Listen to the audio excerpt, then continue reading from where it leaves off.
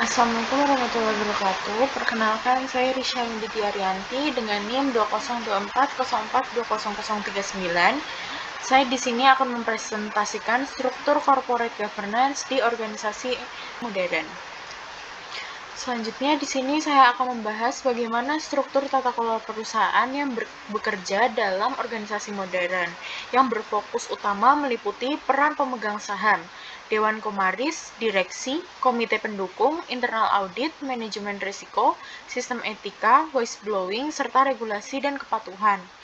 Setiap elemen memiliki peran penting dalam memastikan transparansi, akuntabilitas, perlindungan investor, dan keberlanjutan perusahaan.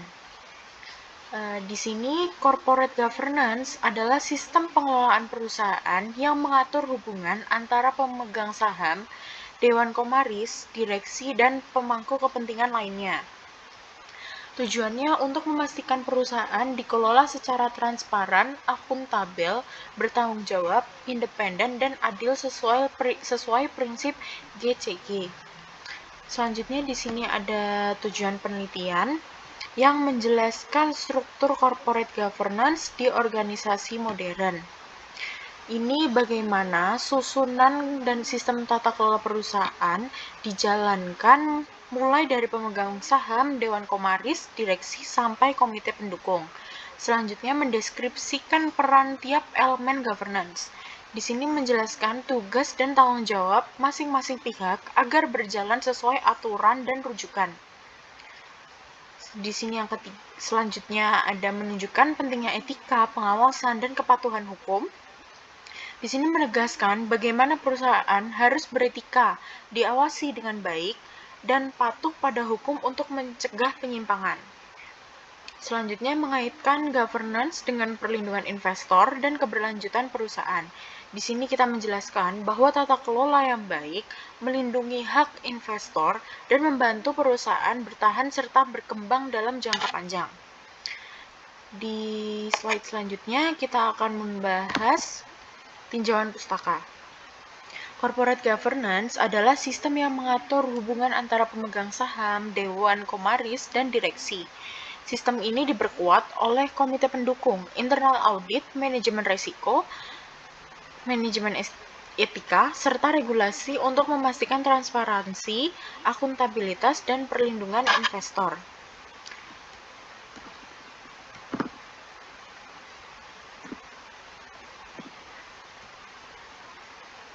Selanjutnya di sini kita memakai metode penelitian. Yang pertama, sumber data berasal dari jurnal ilmiah, buku, dan referensi akademik. Yang kedua, data yang digunakan adalah data sekunder.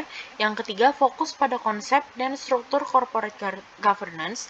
Yang keempat adalah analisis dilakukan untuk memahami peran dan mekanisme tata kelola perusahaan.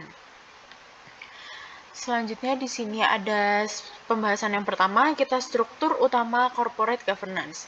Yang pertama di sini ada pemegang saham yang pemilik perusahaan punya hak suara dan kontrol lewat RUPS.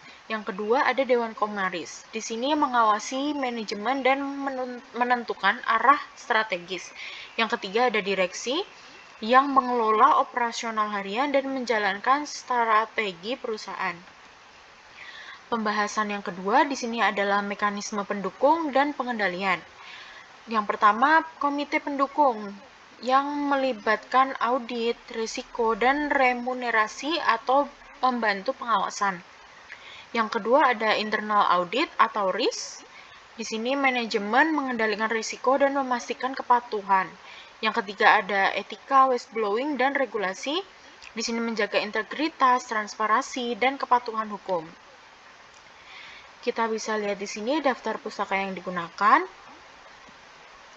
Dan kesimpulan yang terakhir, corporate governance mengatur hubungan antara pemegang saham, Dewan Komisaris, dan direksi agar perusahaan dikelola secara transparan dan akuntabel. Penerapan etika, pengawasan, serta kepatuhan terhadap regulasi membantu mencegah penyimpangan dan menjaga keberlanjutan perusahaan. Sekian, terima kasih. Wassalamualaikum warahmatullahi wabarakatuh.